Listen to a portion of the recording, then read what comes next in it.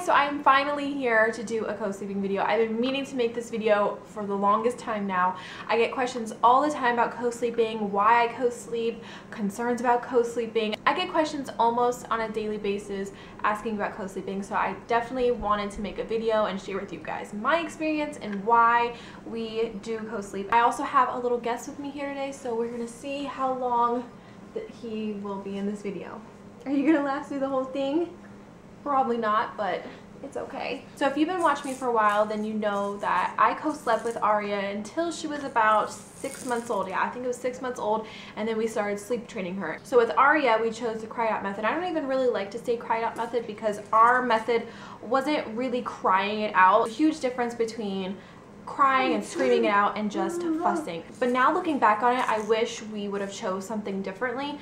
With Aria, it definitely worked till this day. She's a pretty good sleeper. I would say she can fall asleep on her own, and she was always like that. She was always very independent. So I had to put him down because he was not having it. But yeah, that method worked really well with Aria, and you know, different things work differently for different babies and children because not every child is the same. Every child is different. Every, you know, child requires different things. So for Nolan, since we are breastfeeding, co-sleeping is 10 times easier. We did have a little co-sleeper next to our bed, but he would not sleep in that. And I am totally okay with co-sleeping. Like I said, I co-slept with Aria for a little bit, and she did sleep a lot in her little co-sleeper. She had like a little playpen co-sleeper.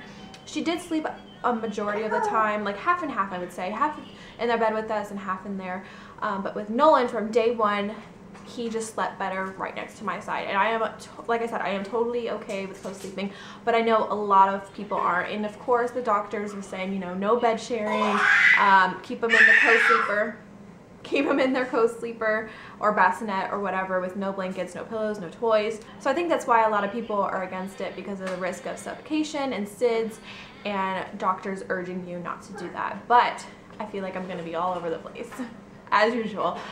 But yeah, with breastfeeding, you know, I could just easily nurse him and we would fall back asleep. I can definitely tell a difference in my sleeping now with Nolan than with Aria. With Aria, you know, she was bottle fed, so I had to hold the bottle while, you know, when she woke up in the middle of the night. With Nolan, I can just, you know, nurse him and he will go back to sleep and I will go back to sleep. I don't have to get up, I don't have to make a bottle. So it's definitely a lot easier. So that's one of the main reasons why we are co-sleeping, because breastfeeding is like so much easier. It's so much easier just to, you know, pardon my language, just pop a boob out and feed your child. Another thing is closeness. I really like the closeness. With Aria, she was not into co-sleeping. She just was like all over the place, and then we weren't getting any sleep. So it was definitely time for her to start sleeping in her crib. With Nolan, like, I swear, Aria and Nolan are night and day. He likes to cuddle, he likes the closeness, he likes to be held, and that's the difference between Aria, because at a young age, she was the total opposite,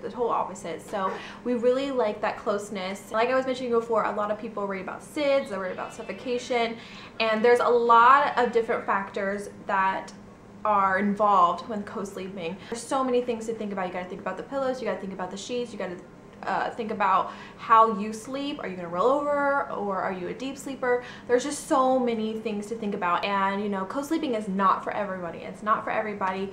You do have to, if you are gonna co-sleep, you have to do it safely. It's very important that, you know, you have light blankets, you know, there's not big pillows, and you have to be a light sleeper, and you don't move in your sleep. I hear stories all the time of parents rolling over on their babies and they suffocate and they die, and that's when co-sleeping is not safe. For me, I don't move in my sleep. When I fall asleep, I wake up in the same position I fell asleep in. Also, I know medications can make people sleep heavily. I'm a very light sleeper with Aria, even with Aria, and I know for sure for Nolan. Just the even slightest little sound that I hear, I'm awake. I don't know what it is. Whenever it could be like Ian gets up in the morning and gets ready for work, I won't hear that. But if Nolan is starting to fuss and like move around, I'm like wide awake. I am wide awake. So you definitely want to take all of that into consideration. You know, if you are a heavy sleeper, if you move around your sleep, because this video is not to tell you that you should co-sleep and you shouldn't have your baby in a bassinet. It's not about that at all. because I don't want parents to think, oh, Brittany's talking about co-sleeping and how great it is and how she co-sleeps, I'm gonna do it too, and then, you know, you roll over on your baby. Like, no, don't do that. No, you want to make sure that it is right for you, right for your family, right for your baby, definitely right for your baby, and you just want to take everything into consideration, because there's a reason why doctors urge you not to co-sleep, because there's things that happen. And you know, another thing is rolling off the bed. I know a lot of people have came to me like, aren't you worried about him rolling off the bed? He does nap and sleep at night in our bed. So I always make sure to have pillows on both sides. So I make sure like whatever side is open to him, because I'm on one side and he, you know, open, I always make sure to have a pillow right there. Or you can have like those little toddler things to go on your bed on both sides, just in case, because you know, he is at the point where he's starting to roll and it's making him nervous. I do the same thing with naps. I have 2 pillows right there, because he'll stop. He won't like move the pillows, and usually right when he wakes up he will fuss, and I have a monitor to watch him as well. But like I keep saying over and over, you just want to make sure that you're doing safely. If you do decide to co-sleep, I definitely urge to be safe. But the main reason why we do co-sleep is because I just love that closeness. I love being able to just nurse him back to sleep, and he's right next to me. We just like being right next to each other and bonding and sleeping. And you know, I could get into the whole logistics of co-sleeping, and I hear so many different things about the benefits of co-sleeping, but I also hear the negatives as well, and you can look into that. I would definitely encourage you to do your own research about co-sleeping and how to do it safe for your family.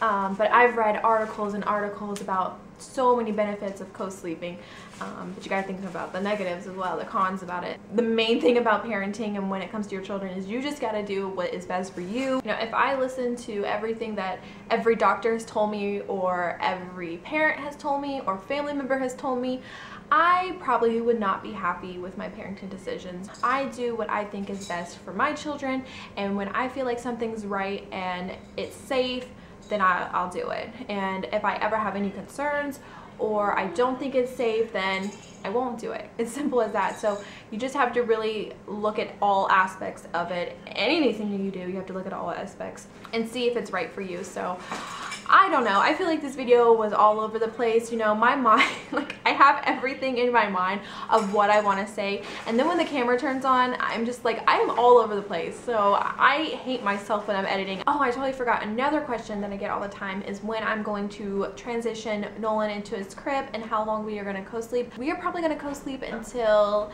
he is done nursing and sleeping through the night, or either or. If he starts sleeping through the night, then yes, we will definitely start putting him in his crib. I don't plan on co-sleeping a long time. Just for right now, since I am breastfeeding, it works. But I haven't thought about it too much. Probably when he starts sleeping through the night and he's done nursing is when he's going to start sleeping in his crib. So that's going to be interesting, because I don't know how well he's going to do with that. So when the time comes, I'll probably do a video and let you guys know when we did it and how we did it. But other than that, I think I covered everything that I wanted to talk about and explain to you guys why we co-sleep and give you a whole explanation about it. So I hope you guys enjoy this video. If you have any further questions, please leave them down below and I will try to get to them, because I'm probably leaving out something as usual. So thank you guys so much for watching, and I'll talk to you guys later. Bye guys. Say bye. Don't be shy. Don't be shy.